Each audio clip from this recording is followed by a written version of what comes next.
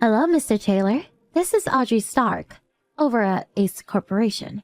Thank you for this afternoon. Hey, good evening. Likewise. I know you're very busy. Thanks for taking the time. We're seriously considering doing business with Ace Corporation at the moment. I hope we can continue this relationship. Please, no need for formalities. We're practically friends after today. Right, Mr. Taylor? Or may I call you William? Sure. So, what can I do for you?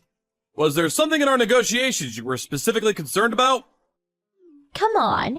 Let's put all that business stuff aside. William, no more business. This is private time. Yes. Well, I suppose it is. So, what's this about? This Sunday, I'm free the whole day. How about you, William?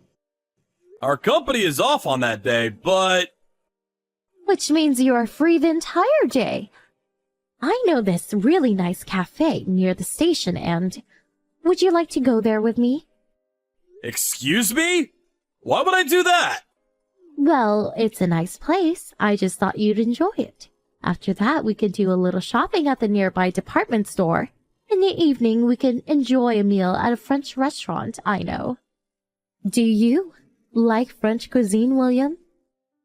I do enjoy French food on occasion, but why would I go out to dinner with you on my day off? Is this like a business dinner or something? Oh, come on, not business. This is a date. I'm asking you out on a date. We're practically lovers, right? Wait. Huh? You know, I really wanted you to ask me out, but you're still young, so I figured you weren't very experienced with such things, so I took the liberty of asking you out myself. Okay, so Sunday, 11 a.m. in front of the station. Are you okay with that? Stop right there. What do you mean by lovers? I just met you today, Miss Stark, and for the first time. That's love for you, William. Time is of no significance. Besides, I knew the moment I met you that you fell head over heels for me when you saw me. Huh? Where did you get such an idea? I fell head over heels for you? Miss Stark? That's inconceivable. Why did you even think that? It's not as if I confessed my love for you or anything. There was no need. I just knew. The moment we met, you smiled at me. I could tell by your expression. Smiling when meeting people is what anybody would do. It's called courtesy. When I was explaining things, you were listening so intently, never interrupting. Well, it's considered bad manners to interrupt people during a conversation, especially during such important business negotiations. You were looking at me with those warm and passionate eyes. When talking with someone, it's customary to look people in the eye when speaking. When our hands made contact, you blushed and looked so shy.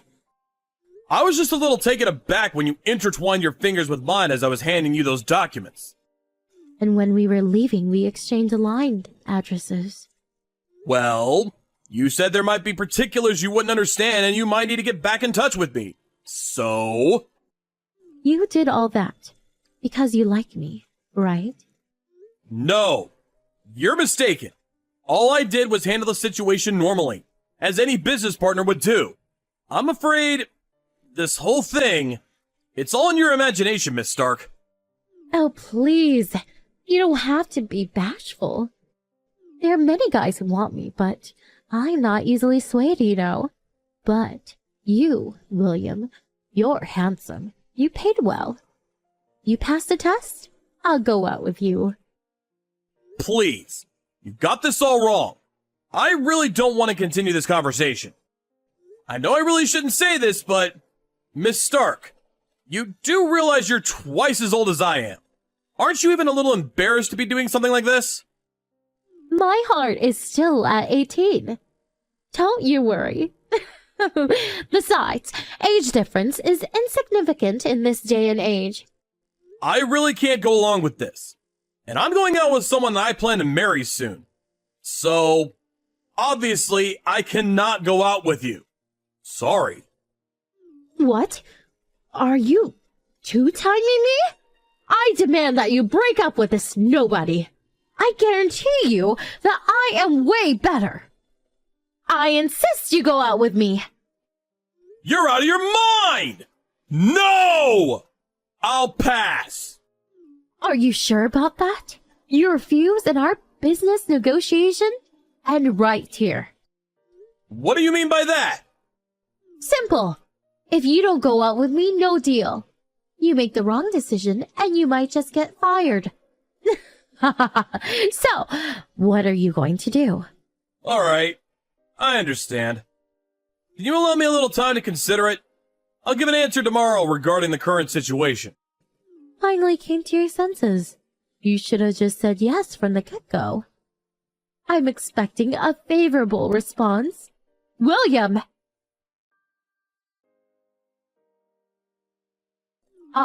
William, are you there?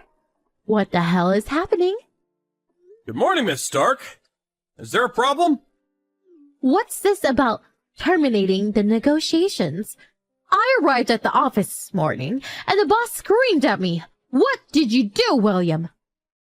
All I did was relay the conversation we had yesterday to my superiors.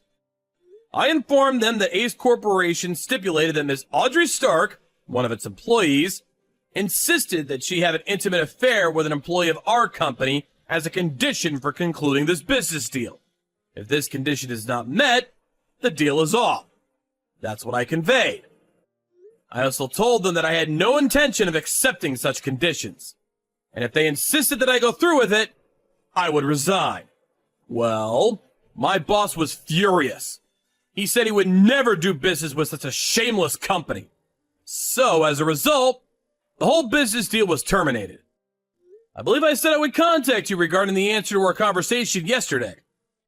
Hold on. This whole thing, this is about our relationship, not the business deal. Of course it's about business negotiations. I turned down your offer of going out on numerous occasions, so I saw no need to refuse again. But this is not possible. You don't care if this business deal sinks just for a simple private matter? It's your company that's going to reap the consequences. You do realize that, don't you? I really don't know where you got your wires crossed, but it was Ace Corporation that brought this business to us, if I recall correctly. As this is the case, we have the right to terminate or conclude the contract. As a matter of fact, another firm, the Bayer Corporation, brought the same deal to us, under the same conditions. Except for one, of course. So, if we lose this deal, it really does not faze us at all. I never said we would axe the deal if you didn't go out with me. It was just a joke. It was just a slip of the tongue. I didn't mean to threaten you or anything. You took it all wrong. You say it's a private matter, but I negotiated with you in good faith, thinking that you represented the Ace Corporation. I believe that your words were your company's policy and intent. I really feel bad saying this to someone who's my senior, but you should take responsibility for your position and what you say. No, you got it all wrong. That was a private matter. It was even during business hours, so it has nothing to do with the company. Not sure about that. You brought that up during business negotiations. So, we came to the conclusion that Ace Corporation was part of this all along. That it was policy. We couldn't believe it ourselves. Ace Corporation really takes us for some corrupt third world company. Please, William, come on. This is all just one big misunderstanding. All I wanted was for you to be a little more forthcoming. That's all. I suppose I was a bit forceful, and I apologize for that, but I am not sure I approve of you bringing personal romantic affairs into a business deal. Please, think it over for me. Just tell your boss that you were misinterpreting the whole thing. If you don't, I may end up getting fired. Miss Stark, I really can't understand what you're getting at. I was emotionally traumatized by your remarks yesterday and today. This is simply harassment. So, I plan to submit a complaint regarding this matter. As I said, it was all a mistake. Please, William, talk to your boss. Get him to reconsider. I'll do anything, please. Unfortunately, we already decided that we will no longer have any business dealings with Ace Corporation going forward. This account is private, so I'm going to block you. Sorry.